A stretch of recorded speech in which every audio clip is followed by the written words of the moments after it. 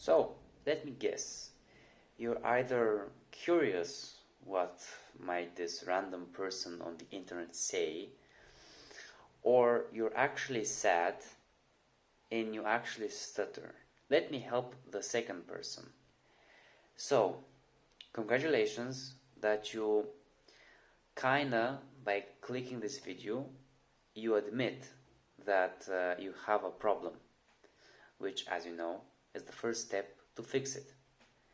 So let me paint you a picture to see if you and I have some common experiences. Let me say that. So, I will assume that you're a student, maybe in high school or university, and the first one of these common experiences, I think, is trying to read in front of the class. This is the most stressful for me, at least. I don't know if you have the same problem, but I, for a long time, couldn't read in front of a big audience like my class. They're 27, I think, and I couldn't read. I had the reading skills of a preschooler. You might imagine what that might do to a person. The silence when you're reading and you pause on every word. The looks on everybody's faces. They're just stone. They're staring at a random point in front of them. Why? Because they subconsciously want to pretend that you read just like them. It's another person just in their class that is reading perfectly. They see no problem with it. They may not even ask you, why are you reading so slowly? Why are you pausing at every word? But let's face it, you know that you aren't on a good level of reading yet, which is fine. And I think if you apply some of these steps I will mention down below, you will see some improvements. Second situation, you're presenting something. I think every stutterer has some kind of stomach aches before their presentation. They shiver, maybe, they shake. The night before, they can't sleep easily because you're just constantly thinking about what might happen, what the worst outcome is. All of this is sapping your focus and your energy. Another example, you're in your class and the teacher starts a whole class activity and you're calculating what you have to read. You're reading the sentences and figuring out when is your turn. You're saying the sentences over and over in your mind, trying to prepare yourself so that when it's your turn, you might say it perfectly. But most of the time, you don't, right? You hold your breath as the teacher picks a random student. Your heart pounds when that student is you. Any of this sound familiar? If it is, I think you might find it helpful that you watch my public speaking video. I'm going to link it, I think there, right after this one. Okay? So, some practical steps. First thing that I did to mend my problem is admit that I have one. Now, you have kind of admitted on the internet by watching this video, but it doesn't really count. If I were you, I might try going to a therapist for some months and seeing if it might help you. I know uh, some of you may not afford one because it is expensive in some areas, but there are free ones. So if you have an ability to go see one, I would highly recommend that you take advantage of that.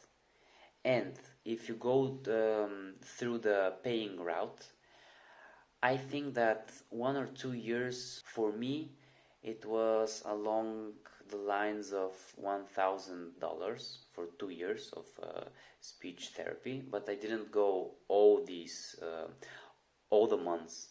I went maybe 20 months, 18 months, but it really helped me. And to take advantage of this time that you may have bought for yourself, because you might think of this $1,000 as an investment in yourself, and it's a very good investment because it has a wide range of benefits that it's going to return to you if you do these things. You must do everything that the therapist recommends. Every exercise that they give you, every practice that you must do them for a longer time and for more days in a week than the therapist recommends. So, for example, they say that you must do the speech exercises that they give you 3 to 4 days a week. And they say, it's not a big problem if you skip 1 or 2. Okay, they are trying to appease the wide range of people that they might visit. And most of the people that go to these speech therapists, they waste their time, okay? So, I would recommend that you do these exercises 7 days a week. And you add something extra to each session.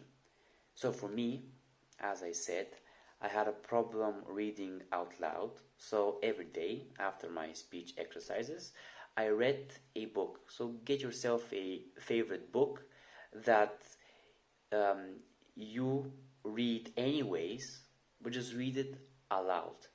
And maybe set a challenge to read the whole book aloud. I would recommend, if you're a fan of science fiction, to start the Metro series. They're good books. And after I did that for maybe 4 months, my progress exploded. I saw some great changes. And second step, you have to step out of your comfort zone. So as I said, you have to start giving yourself some challenges to do each week. Maybe randomly just going out and talking to a shopkeeper, or striking up a conversation with your casual friends at school, or maybe practicing your introduction, like saying your name, to a complete stranger, or maybe, and that will give you the most experience, maybe admitting to a complete stranger that you have a stutter. You see how powerful that might be? So set some weekly targets and hit them, like get 2 strangers' names per week and maybe write them down in a notebook. Make a game out of it. Think of it as a high score in a game. Maybe aim like for 100 names by the end of this year. That's going to give you so much confidence in your speech that nothing else will. And the third thing, admit to your close friend or your close acquaintance, relative, someone you spend a lot of time with, that you stutter. Because they surely know it by now, okay? Don't lie to yourself. But after doing that, it will decrease the fear of admitting that you stutter by a wide margin. You'll see that they do not think of your stutter as a big problem, and they do not hold it against you. Like, for example, I admitted to my close friend last winter that I stuttered. First off, he was surprised that there even was such thing called as a speech therapist. He thought that this profession just didn't exist. As I asked him, if anyone else had spoken to him about my stutter, he said that in all the years that we have known each other, only one person has asked him what my deal was, why I was reading so slowly.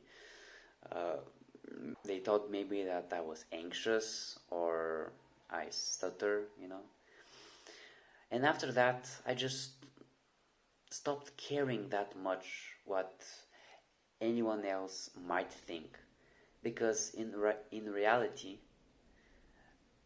a lot less people than you imagine think and hold it against you that you have a stutter. It is not that big of a deal. So, finally, do not expect this improvement to be vast and fast.